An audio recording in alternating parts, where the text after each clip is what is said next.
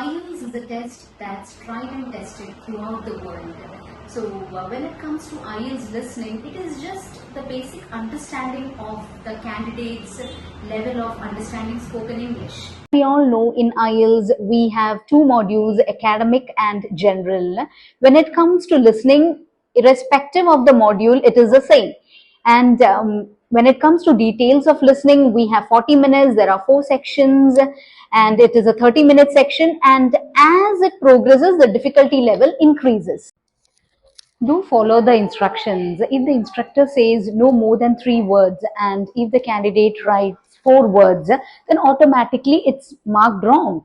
And after the end of the listening test, the candidate gets 10 minutes to transfer the answers. And while transferring the answer, make sure that the spelling is right, because spelling is important. Capitalization, however, capitalization is not that important. No penalties for a wrong answer. So please do guesswork if you're unsure about the answer. Let's have a check at some tips to prepare for the IELTS test. So you'll be given the time to read it. So please do read the question well, analyze the question, look for keywords like nouns, verbs, and just check whether it's a name or a telephone number, adjective, and predict as much as possible. Predict the situation, like how it is. That will help you in the listening.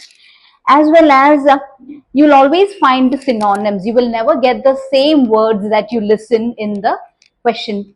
So please do be careful with synonyms, and at the same time, um, the word can be different, and make sure that at times it can be a bit tricky, because the speaker may say something and then may say something else, and what he says later on can be the right answer. Another tip that I would like to give is, do listen to a lot of accents, and there is no substitute to practice and the hard work. And for any other information, do visit Winover Academy.